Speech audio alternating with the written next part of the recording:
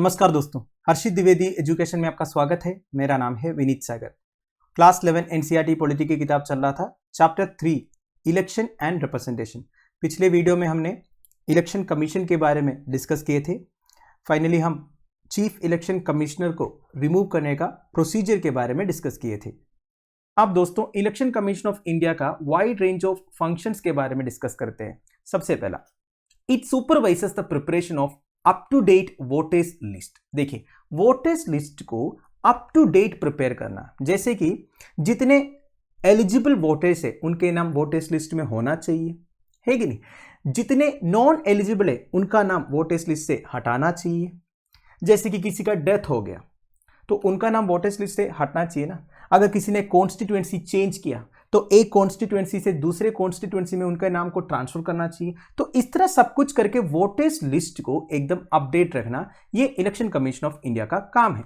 दूसरा, it also determines the timing of elections and prepare the election schedule. देखिए, elections कब होना चाहिए, इलेक्शन शेड्यूल कैसे होना चाहिए, ये सब election commission of India decide करते हैं। देखिए, इट इंक्लूड्स, सबसे पहले वो इलेक्शंस का नोटिफिकेशन इशू करते हैं। इससे हमें पता चल जाएगा कि कौन से स्टेट में इलेक्शंस होने वाला है, ठीक है। नाउ, कब से नॉमिनेशंस फाइल कर सकते हैं कैंडिडेट्स, ये उस नोटिफिकेशन में होगा। Last date of filing nominations कब है, लास्ट डेट ऑफ स्क्रूटनी कब है। स्क्रूटनी मतलब नॉमिनेशंस फाइल करने के बाद इलेक्शन कमीशन ऑफ इंडिया के जो ऑफिसर्स है वो देखेंगे कि सब कुछ सही है नहीं है, ठीक है। फिर नॉमिनेशंस विड्रॉ करने का लास्ट डेट कब है, डेट ऑफ पोलिंग कब है, date of counting of votes कब है एंड डिक्लेरेशन ऑफ रिजल्ट्स कब होगा। तो ये सारे election commission of India notify करते हैं। अगला, during this entire process the election commission has the power to take decisions to ensure a free and fair poll. ये तो मैंने आपको पहले ही बता दिया दोस्तों। फ्री एंड फेयर तरीके से इलेक्शंस होने के लिए जो कुछ भी करना है वो सब करने का पावर इलेक्शन कमीशन के पास है। वो चाहे तो एक पर्टिकुलर इलेक्शन को कैंसिल कर सकता है, पोस्टपोन कर सकता है, ठीक है। मतलब अगर इलेक्शन कमीशन ऑफ इंडिया को ये लगा एक पर्टिकुलर कॉन्स्टिट्यूएंसी का जो एटमॉस्फेयर है वो अभी इलेक्शंस कंडक्ट कराने लायक नहीं है, जैसे कि कोई वायलेंस हो रहा है, रायोट्स हो रहा है, या फिर कोई पैंडेमिक फैल रहा है, कुछ भी हो सकता है ना, फ्लड्स हो रहा है, तो इस तरह एक एक कॉन्स्टिट्यूएंसीज का प्रेजेंट कंडीशन देखते हुए इलेक्शन कमीशन ऑफ इंडिया जो है इलेक्शन को कैंसिल भी कर सकता है, पोस्टपोन भी कर सकता है, ठीक है।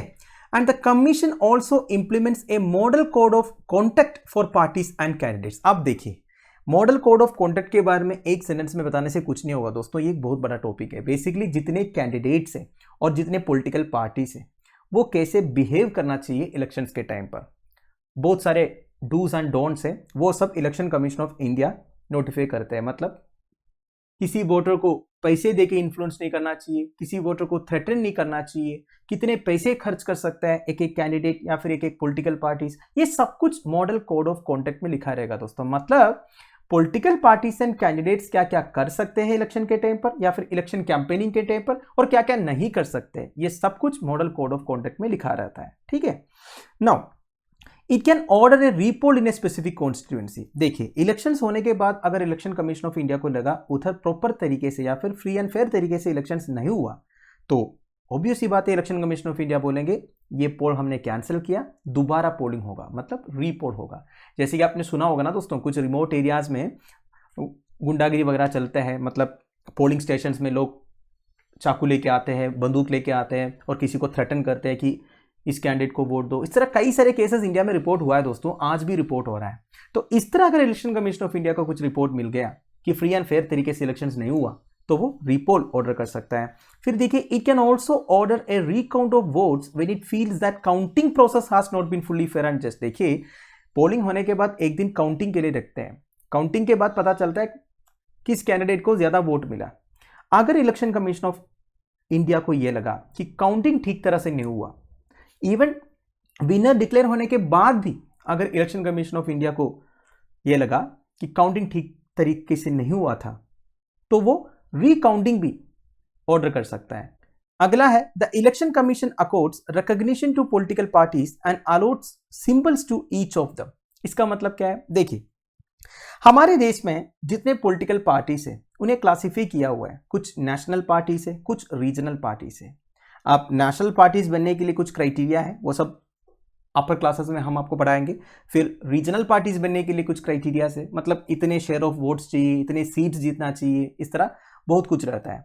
तो ये जो काम है पॉलिटिकल पार्टीज को रिकॉग्नाइज करने का, वो इलेक्शन कमीशन का है। और हर एक पॉलिटिकल पार्टी को सिंबल्स अलॉट करने का काम भी इलेक्शन कमीशन का है। आप तो अक्सर न्यूज़पेपर में पढ़ते होंगे पॉलिटिकल पार्टीज आपस में झगड़ते हैं एक एक पॉलिटिकल सिंबल के लिए।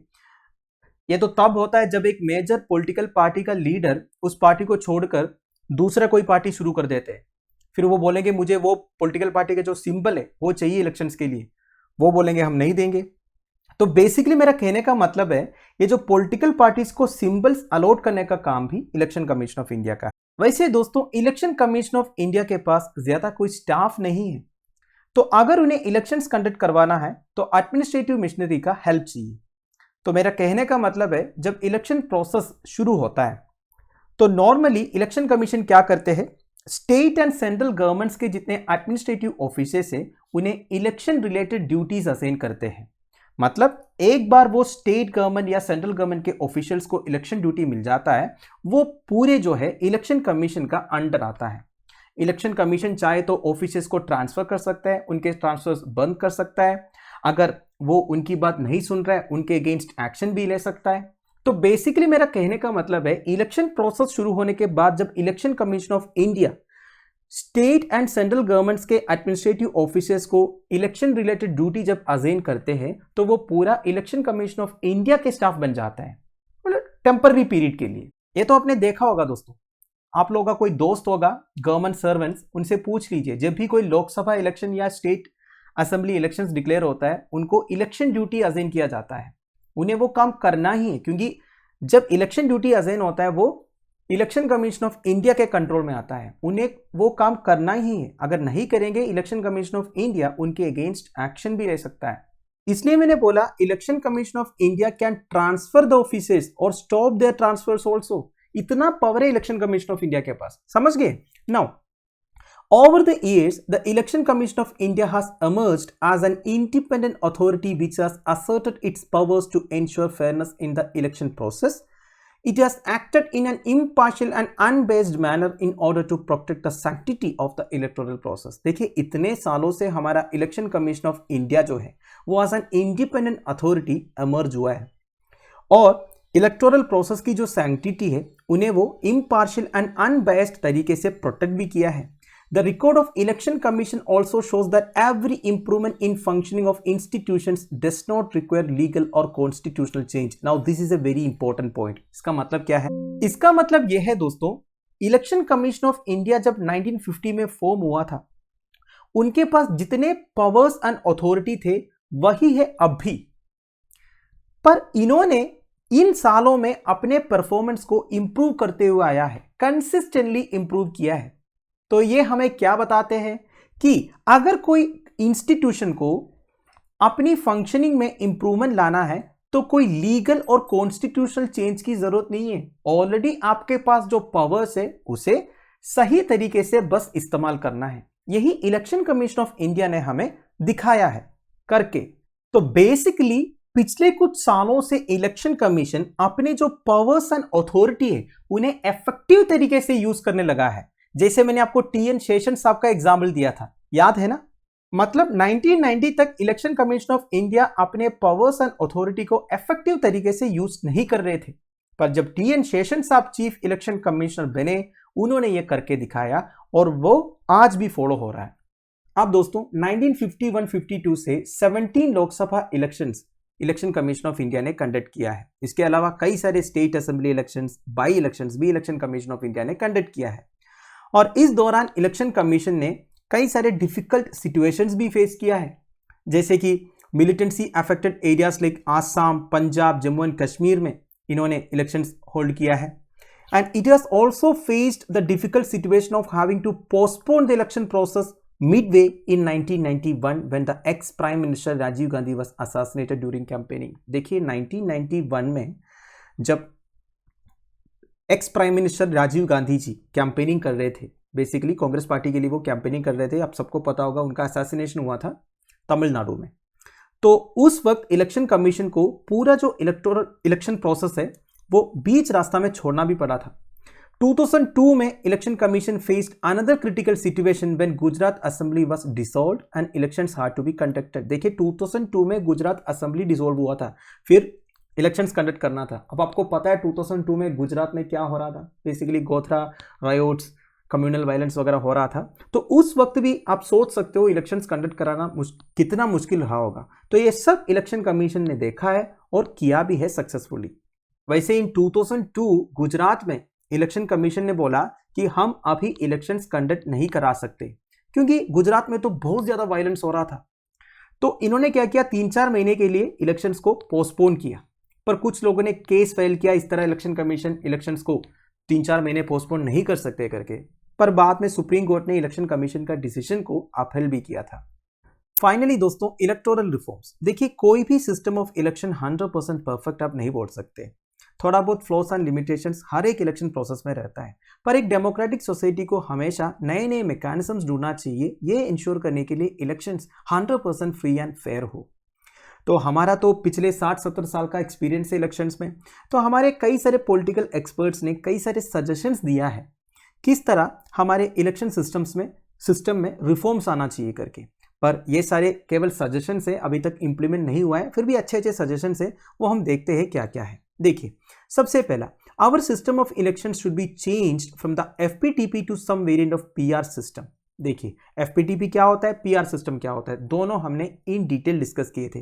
तो कुछ लोगों का कहना है हमारा जो एफपीटीपी सिस्टम है ये चेंज कर देना चाहिए और प्रोपोर्शनल रिप्रेजेंटेशन वाला सिस्टम आना चाहिए। इससे क्या होगा, हर पार्टीज को थोड़ा बहुत सीट्स मिल जाएगा। ठीक है, अब मैं एफपीटीपी और पीआर सिस्टम इधर एक्सप्लेन नहीं कर रहा हूं, ये मान के चल रहा हूं आप लोगों को ये दोनों पता होगा। ठीक है, वैसे पीआर सिस्टम कुछ कंट्रीज में फॉलो होता है, जैसे कि इसराइल हो गया, नेदरलैंड्स हो गया, है कि नहीं।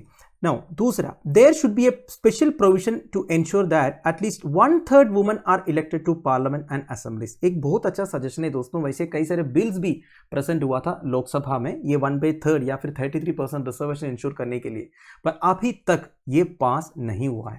वैसे मैंने आपको बोला था लोकल बॉडी इलेक्शंस में, बेसिकली जो पंचायत, म्युनिसिपैलिटी, कॉर्पोरेशन इलेक्शंस में 50% रिजर्वेशन दिया हुआ है वीमेन कैंडिडेट्स को।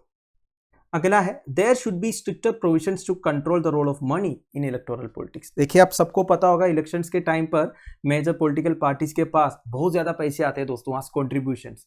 वैसे इलेक्शन कैंपेनिंग के टाइम पर पैसे खर्च भी होता है, वो बात अलग है, पर देखिए पैसे का जो रोल है इलेक्टोरल पॉलिटिक्स में वो बहुत बड़ा है दोस्तों, उसे कंट्रोल करना चाहिए। उसे कंट्रोल करने के लिए स्ट्रिक्टर प्रोविजंस भी लेके आना चाहिए। The elections expenses should be paid by the government out of A special fund. देखिए इलेक्शन के जितने एक्सपेंसेस है वो गवर्नमेंट को एक स्पेशल फंड से पे करना चाहिए, वो अकाउंटेबल होना चाहिए, ट्रांसपेरेंट होना चाहिए। Now candidates with any criminal case should be barred from contesting elections even if their appeal is pending before a court. अगर किसी कैंडिडेट का क्रिमिनल बैकग्राउंड है या फिर उनका जो अपील कोर्ट में पेंडिंग है तो उन्हें ऐसे कैंडिडेट खड़े होने नहीं देना है। There should be complete ban on the use of caste and religious appeals in the campaign। देखिए इसके बिना तो हमारे देश में इलेक्शंस होता ही नहीं है। हर एक स्टेट में आप जाओगे उधर कास्ट बेस्ड पॉलिटिक्स चलता है, रिलीजन बेस्ड पॉलिटिक्स चलता है, तो ये नहीं होना चाहिए, उसके ऊपर बैन लगाना चाहिए। There should be a law to regulate the functioning of political parties and to ensure that they function in a transparent and democratic manner. देखिए पॉलिटिकल पार्टीज को कंट्रोल करने के लिए, रेगुलेट करने के लिए एक लॉ होना चाहिए, और वो लॉ किस लिए होना चाहिए, बेसिकली जो पॉलिटिकल पार्टी से वो ट्रांसपेरेंट तरीके से या डेमोक्रेटिक तरीके से काम करे। ठीक है, इसके लिए लॉ होना चाहिए। अब दोस्तों ये सारे बस सजेशंस है, किसी भी सजेशन में एक कंसेंसस नहीं आया है पॉलिटिकल पार्टीज के बीच में या फिर मेंबर्स ऑफ पार्लियामेंट के बीच में, चलो हम ये सारे सजेशंस को इंप्लीमेंट कर देते हैं। पर बात यह है दोस्तों, मान लीजिए ये सारे सजेशंस को इंप्लीमेंट करने के लिए अप्रोप्रिएट लॉज भी पास किया। अब ये लॉज भी कितने इफेक्टिव तरीके से काम करेंगे ये तो हमें टाइम ही बताएगा। मेरा कहने का मतलब यह है दोस्तों, मान लीजिए ऐसा लॉ आ गया कि there should be complete ban on the use of caste and religious appeals in the campaign, तो क्या हम ये प्रॉपर तरीके से इंश्योर कर पाएंगे? लॉ आने के बाद भी इस तरह का कैंपेनिंग नहीं हो रहा है, तो ये सब सोचने वाली बात है दोस्तों। हर एक केस में ऐसा है कि लॉ प्रॉपर तरीके से इंप्लीमेंट भी तो होना चाहिए। तो दोस्तों basically free and fair elections तभी हो सकता है अगर सारे कैंडिडेट्स एंड पॉलिटिकल पार्टीज जो इलेक्शन प्रोसेस में इन्वॉल्व है वो ये एग्री करेंगे कि हम स्पिरिट ऑफ डेमोक्रेटिक कंपटीशन को हमेशा मेंटेन करेंगे, इसके लिए वो तैयार होना चाहिए अपने आप, तब जाके ये हो सकता है। तो दोस्तों इन सब के अलावा और दो तरीके इधर बता रहा है to ensure that elections reflect the expectations and democratic aspirations of the people. तो लोगों को क्या चाहिए, उनके जो एक्सपेक्टेशंस है वो फुलफिल होना चाहिए, उनके जो डेमोक्रेटिक एस्पिरेशंस है वो फुलफिल होना चाहिए। डेमोक्रेटिक एस्पिरेशंस मतलब एक डेमोक्रेटिक कंट्री में जब आप रह रहे हो आपका कुछ एक्सपेक्टेशंस रहता है, कुछ एस्पिरेशंस रहता है कि कैसा होना चाहिए, गवर्नमेंट कैसे काम करना चाहिए, लोगों के साथ क्या क्या होना चाहिए, हमारे रिप्रेजेंटेटिव्स कैसे होना चाहिए, वो कैसे काम करना चाहिए, ये सारे हमारे एस्पिरेशंस एक डेमोक्रेटिक कंट्री में है कि नहीं।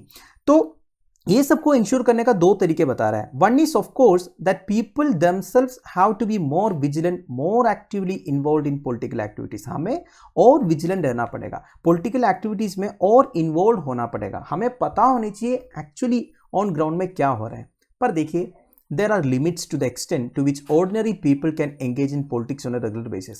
सबके पास इतना टाइम कहाँ है दोस्तों ये पॉलिटिकल एक्टिविटीज में हमेशा एंगेज करके रखने के लिए, वो भी रेगुलर बेसिस में। Therefore, it is necessary that various political institutions and voluntary organizations are developed and are active in functioning as watchdog for ensuring free and fair elections। मतलब देखिए हर एक आदमी या हर एक सिटीजन को एंगेज करने की जरूरत नहीं है, वैसे उनके पास टाइम भी नहीं होगा, पर कुछ पॉलिटिकल इंस्टीट्यूशन सेटअप होना चाहिए, कुछ वॉलंटरी ऑर्गेनाइजेशंस जैसे कि एनजीओस वगैरह रहता है, ऐसा ऑर्गेनाइजेशंस रहना चाहिए जो हमेशा एक्टिव रहेगा, जो हमेशा मॉनिटर करते रहेगा कि क्या क्या पॉलिटिकल एक्टिविटीज हो रहा है देश में, कौन कौन लोगों को पोलराइज करने में लगे हुए, कौन कौन कास्ट बेस्ड पॉलिटिक्स के ऊपर कॉन्सेंट्रेट कर रहा है, कौन कौन बेसिकली गलत काम कर रहा है against the spirit of democracy. तो ये जो वॉलंटरी ऑर्गेनाइजेशंस या फिर पॉलिटिकल इंस्टीट्यूशंस होगा ये इंश्योर करेंगे free and fair elections. Finally दोस्तों कंक्लूजन, इधर basically the success of India's election system बताया हुआ है। दोस्तों देखिए हमारे इलेक्शन सिस्टम 100% परफेक्ट नहीं बोल सकते, फिर भी कुछ पॉजिटिव साइड से हमारे इलेक्शन सिस्टम का वो एक्सपीरियंस ने हमें दिखाया है, जैसे कि our election system has allowed the voters not only to freely choose representatives but also to change governments peacefully। देखिए representatives को तो हम चेंज करते ही है, हम गवर्नमेंट्स को भी पीसफुली चेंज कर देते हैं स्टेट लेवल में और नेशनल लेवल में। अगर आप हमारा एक्सपीरियंस या फिर हमारा हिस्ट्री देखोगे तो आपको ये पता चलेगा। Secondly, the voters have consistently taken a keen interest in the election process and participated in it। पहले जैसा नहीं रहा, आजकल जो वोटर्स है ज्यादा इंटरेस्ट ले रहे हैं इलेक्शन प्रोसेस में, वो जाके वोट डाल रहे हैं। अगर आप देखोगे वोटिंग परसेंटेज भी इंक्रीज हो रहा है और number of candidates and parties जो इलेक्शंस कॉन्टेस्ट करते हैं वो भी इंक्रीज हो रहा है। Thirdly, the system of election has prove to be accommodative and inclusive. इसका मतलब क्या है, देखिए अगर आप 50-60 साल पहले देखोगे तो मैक्सिमम जो रिप्रेजेंटेटिव्स थे वो अपर कास्ट के लोग थे, पर आजकल ऐसा नहीं है, डिफरेंट सोशल सेक्शन से आपको रिप्रेजेंटेटिव्स देखने को मिलेगा। पर देखिए number of women legislators satisfactorily increase नहीं हुआ है, वो एक ड्रॉबैक है, फिर भी डिफरेंट सोशल सेक्शन से अलग अलग रिप्रेजेंटेटिव्स है। Fourthly, the election outcome in most parts of the country does not reflect electoral malpractices and rigging। देखिए ऐसा नहीं इंडिया में इलेक्टोरल malpractices and rigging नहीं होता है, फिर भी मैक्सिमम एरियाज में नहीं हो रहा है। दोस्तों आजकल प्रॉपर तरीके से इलेक्शन हो रहा है। अगर कुछ इलेक्टोरल malpractices and rigging हो भी रहा है उसका इतना इलेक्टोरल आउटकम में इंपैक्ट नहीं होता। जैसे कि आपने सुना होगा कुछ जगहों पर वायलेंस होता है, कंप्लेंट्स रहता है कि वोटर्स का जो नाम है वो वोटर्स लिस्ट में नहीं है, कई जगह पे थ्रेटनिंग होता है। पर देखिए ये सब रिमोट केसेस है, ये केसेस होने से भी जो आउटकम ऑफ द इलेक्शन है, फाइनल रिजल्ट है, उसमें ज्यादा इंपैक्ट नहीं होता है। मतलब देखिए आजकल जो इलेक्टोरल मैलप्रैक्टिसेस होता है, रिगिंग होता है, वो सबको मैं सपोर्ट नहीं कर रहा हूं। मेरा कहने का मतलब ये है इतने छोटे लेवल पर होते हैं कि इलेक्शन आउटकम्स में इसका कोई इंपैक्ट नहीं होता। Finally and most importantly, elections have become a part and parcel of our democratic life। देखिए हम इंडियंस का जो डेमोक्रेटिक लाइफ है उसका एक पार्ट बन गया है दोस्तों इलेक्शंस। हम अब एक ऐसा सिचुएशन इमेजिन ही नहीं कर सकते जब गवर्नमेंट एक इलेक्शन वर्डिक्ट को डिसरेस्पेक्ट करे। अभी तक हमने यही देखा है, जब भी इलेक्शन का रिजल्ट आता है जो भी गवर्नमेंट है उसे एक्सेप्ट करते हैं, रेस्पेक्ट करते हैं और उस इलेक्शन रिजल्ट्स के हिसाब से काम करते हैं, है कि नहीं। Similarly no one can imagine that a government would be form without holding elections. हम सोच भी नहीं सकते हैं ना कि इलेक्शंस के बिना एक गवर्नमेंट फॉर्म हो रहा है। तो ये सब हमारा इलेक्शन प्रोसेस का पॉजिटिव साइड से दोस्तों, in fact regularity and periodicity of elections has earned fame for India as a great democratic experiment. देखिए हमारे देश में इलेक्शंस एकदम करेक्ट टाइमिंग पर होता है। हर 5 साल में लोकसभा इलेक्शंस होता है, स्टेट असेंबली इलेक्शंस भी होता है। कई सारे देशों में होता नहीं है, इसलिए इंडिया इधर एक ग्रेट एग्जाम्पल है बाकी सारे डेमोक्रेटिक कंट्रीज के लिए। तो ये सारे फैक्टर्स बेसिकली इंडिया का इलेक्शन सिस्टम को एक रेस्पेक्ट दिया है, इंडिया के अंदर भी, इंडिया के बाहर भी। हमारे देश में जितने वोटर्स है उनको अभी एक कॉन्फिडेंस है हमारा इलेक्शन प्रोसेस के ऊपर। The legitimacy of election commission has increased in the eyes of the people. देखिए लोगों को इलेक्शन कमीशन के ऊपर अब 100% कॉन्फिडेंस भी है, बिलीव भी है। तो इससे हमारा कॉन्स्टिट्यूशन मेकर्स का जो बेसिक डिसीजंस था उसका वैल्यू समझ में आता है दोस्तों। मतलब उन्होंने 70 साल पहले जो डिसीजंस लिए थे वो अभी सही निकल रहा है, हमारा इलेक्शन प्रोसेस एकदम सही चल रहा है। तो अगर इसी तरह हमारा इलेक्शन प्रोसेस फ्लोलेसली चलते रहेंगे, we as voters and citizens और इफेक्टिव तरीके से इस डेमोक्रेसी के लिए कंट्रीब्यूट कर पाएंगे और इस डेमोक्रेसी को और मीनिंगफुल बना पाएंगे। तो दोस्तों that's end of it. I hope आपको वीडियो इन्फॉर्मेटिव लगा होगा। इससे हमारा चैप्टर 3 खत्म हो गया। अगले वीडियो में हम चैप्टर 4 शुरू करेंगे। Thank you for watching. Bye bye. Have a nice day.